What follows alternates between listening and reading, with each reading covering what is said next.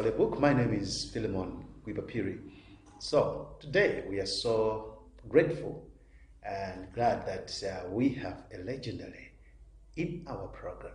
Remember, Storybook, we open chapters of different people.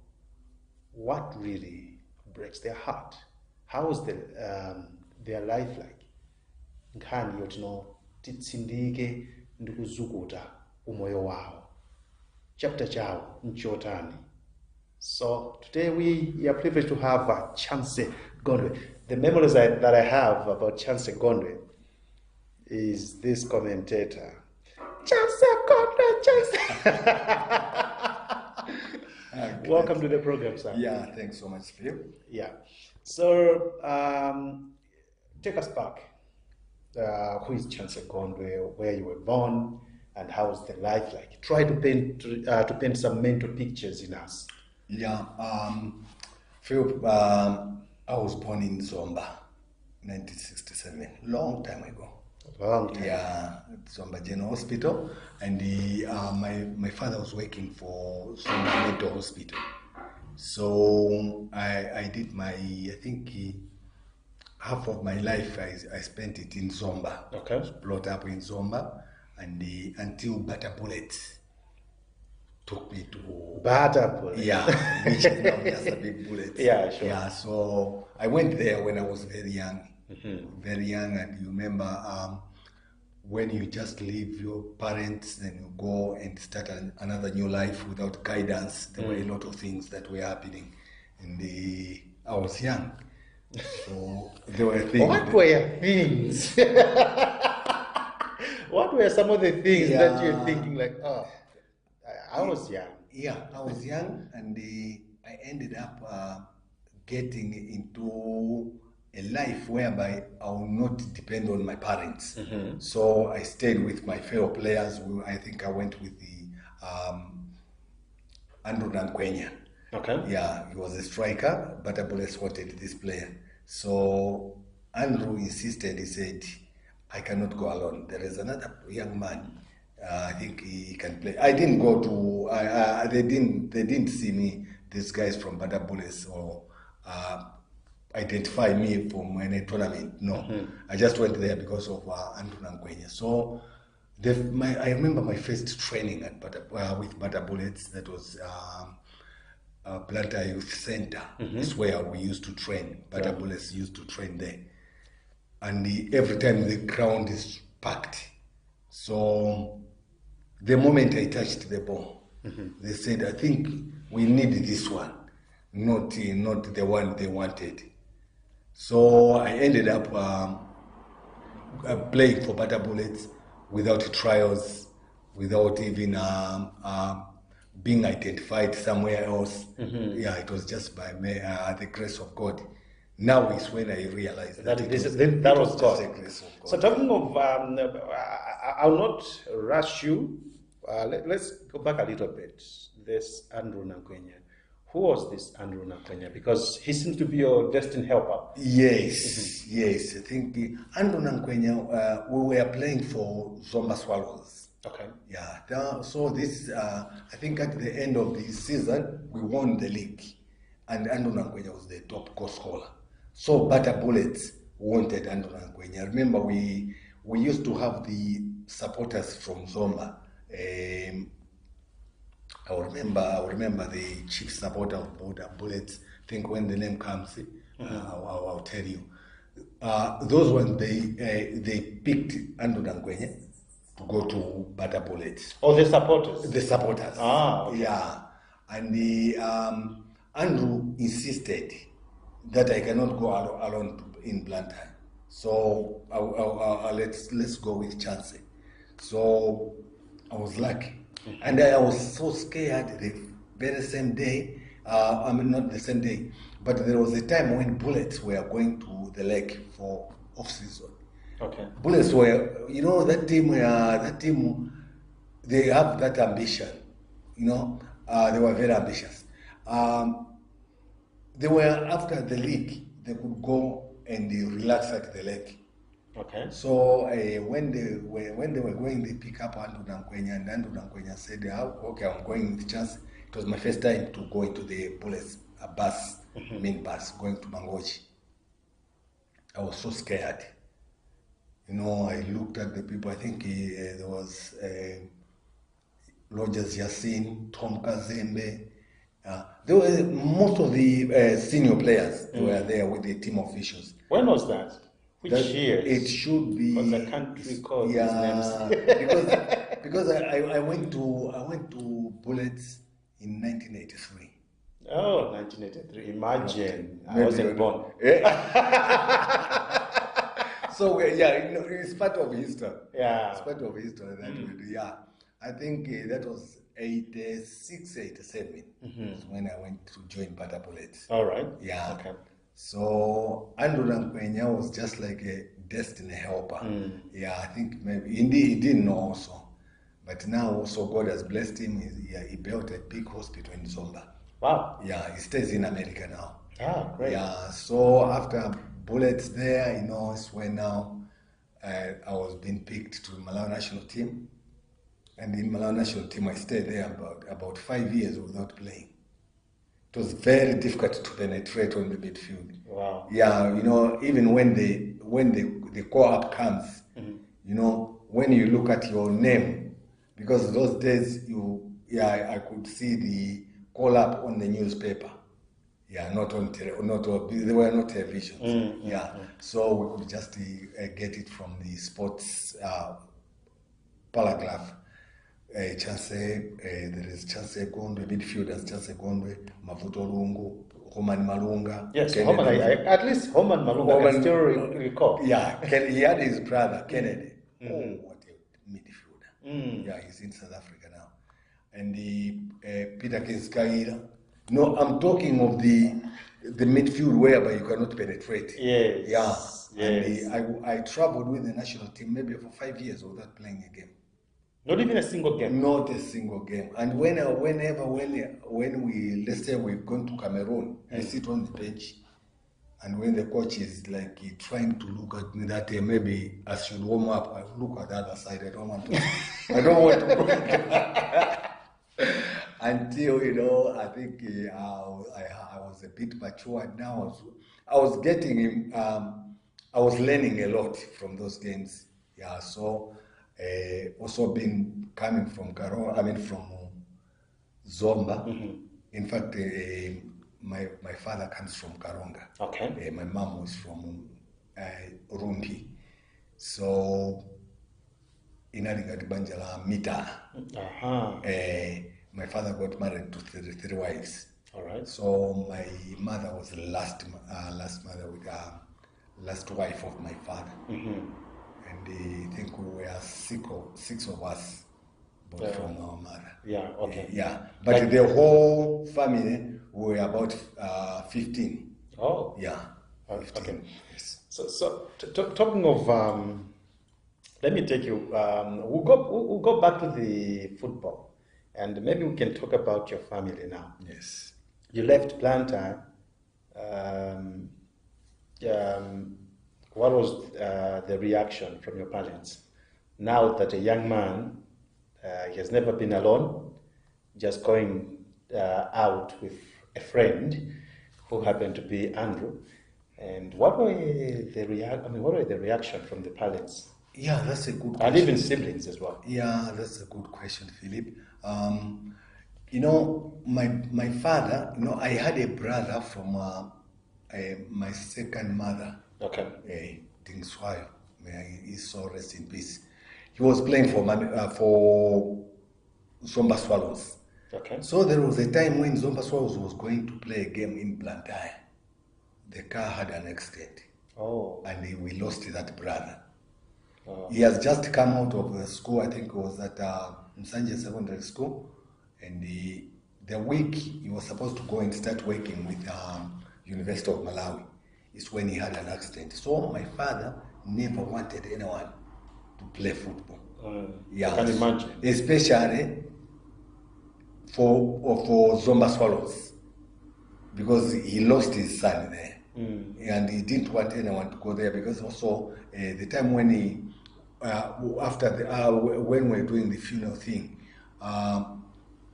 they didn't give them enough money to take the body to Karonga. So my father was very angry. So I think he heard it later. I think after maybe 3 years that I'm playing for Zomba Swallows. Oh. Yeah, then he came, I've already made up my mind that I'm playing for this team. Yeah, so I came here for the first time. I came to Lilongwe with the Zomba Swallows, and we were playing Lilongwe City Council. We were invited because the municipalities, I think they were getting along together. So they invited us to come here for the first time. Okay. Yeah, it's when I started drinking beer. Oh. Yeah, oh. It was a long way, and excitement. The players were excited, and after I came here, civil service, they wanted me. Then I went back to Zomba. 2 weeks is when I was going with Ando Nankwenye. In Blantyre. In Blantyre. Now, what they were doing, these guys or the officials those days, when they want to take a player from the parents, they will say who's going to send him to school. So that thing, I think my father was very convinced that one problem solved. I've got a lot of sons and daughters now. I think they will help me paying the school fees. Yeah. So I went to Blantyre. My father never resisted because he said, "Okay, I think they will be paying him school fees." Then I went to Singwangwa Primary School. And then the team took me to Central High School. Okay. Yeah, it was one of the best elite schools in Blantyre. Indians and white guys. Yes. Yeah. So it was like that was the period whereby in football you could go to a secondary school. You could go to any secondary school. If the club will find a place for you at a secondary school, even if you haven't written any exams. Okay. Yeah, it used to happen. So should we say you had an easy go in terms of a school because you're coming from a parent where you have several siblings, and then this football club, Butter Bullets, says no, we'll pick him and we're going to fund his school. Was it an easy way for you comparing with your siblings? Yes, I think it was very easy, and I took it. It was like not taking it for advantage for what they did, but it was easy even for me. But also it affected my education. Okay. Because there was no one who could push me, so I could just maybe hang around without my parents telling me anything. So yeah, it was both sides. There was a good thing, and the other side also. It was also bad. So you were in school, and okay, so by this time, were they just paying for your school fees and your necessities, or also they were paying you as a monthly salary of some sort? No. You remember, it's not a professional football here. There was no professional football. Okay. Yeah. Actually, what they were doing, they would give us allowance every Thursday. That was 7 kwacha. 7 kwacha was a lot of money. Yeah. Yeah. 7 kwacha. And at that time, I think they have already bought a bag of ufa. Yeah. Bag of ufa, then maybe sugar. It was an easy life. And also the supporters, they came in because they loved me so much. So they could just tell me, let me give an example of Bwandiro. He says, just go and stay at Bwandiro. I've gone to buy something at the market. So a supporter will come and go and stay at Bwandiro. Drink, we'll pay, and we'll take you home. Wow. Yeah. That was I don't know if it's an easy life, but very easy. We'll be back. Let's just take a quick break. Story of my life. Hey, it's a story of my life. I have come so far,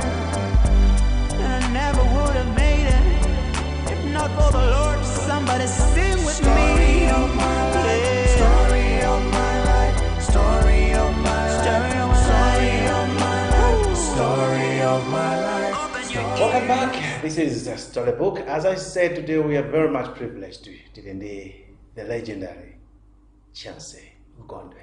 So, tipitirize nkhani yathu akuti moyo makhala ophweka kwambiri. So, we are at a point where Chancy Gondwe is getting 7 kwacha every Thursday.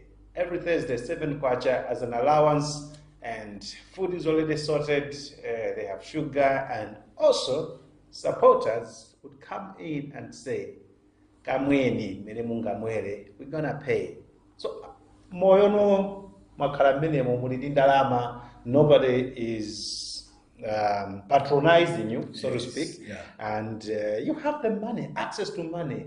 What was the worst thing that has happened to you over the years during this particular, rather during this period, not over the years, but rather just during this period when you had access to money, access to praises that people were giving you, and also even gifts that were coming in?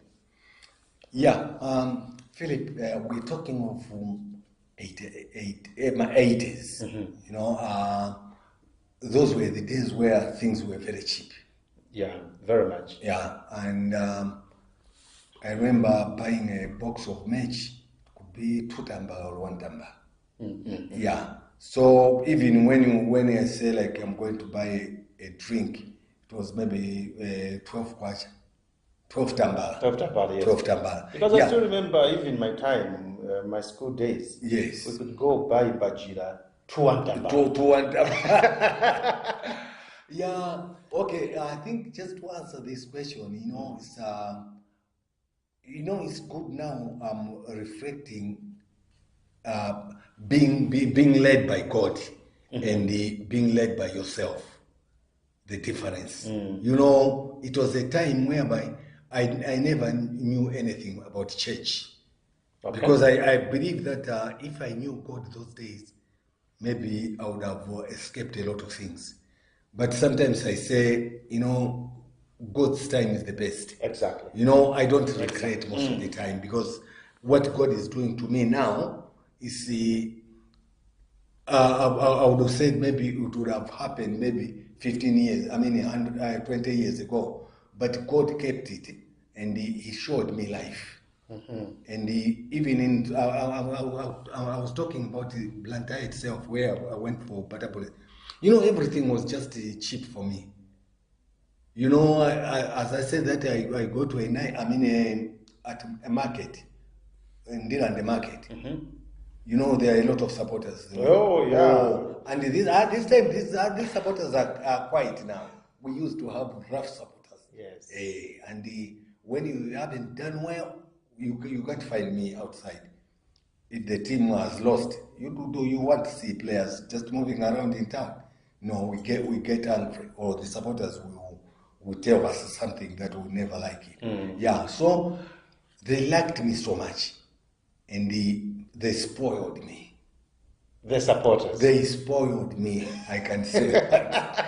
They could say, I could say, let's say, I've gone to Ndira the market. I just go inside there. When I went inside, they would just come and get my bag, or the thing that I'm supposed to put my things that I'm buying. They'll say, don't go around. You just go on that night, that bar there, drink, we'll bring you what you want. The baskets will be 3, full of everything. Somba, nyama. Hey. I don't have a refrigerator where to keep this. Where I used to stay in Zingwangwa, not Zingwangwa, Chimangunda Dam. Yes. Yeah. People, they knew that after the game, Monday, Tuesday, where my neighbors will eat. We eat chicken, we eat, because yeah, so those are the things, like, it was like an easy life, but not knowing is so destructive, because there is no one who can guide, and we were just moving, only players together. When we want to do, things that are not supposed to be done, no one could control. So my parents never knew about that. until maybe the time when I was going to South Africa. Yeah, so I just went there because the manager, no, the chairman of Butter Bullets was Sparks Jumbe. After the incident, I think that happened in Zambia when they lost the national team. It was a plane crash. Yeah, so some of the players, they were playing in South Africa. So another team, Dynamos, wanted replacements. So they said, no, let's look into Malawi. Then they got me. And he just go, the chairman just came to me, I think, at training. He said, tomorrow, in 2 days' time, we're going to South Africa. So go to Zomba, tell your parents that we are leaving for South Africa for the first time. For the first time. Yes. So we'll get to know what happens in South Africa in the next program. Unfortunately, our time is up, and we have to say goodbye for now. I'll see you again next week with the legendary Chancy Gondwe. My name is Philemon Kwibapiri. Keep enjoying CIN TV. Story of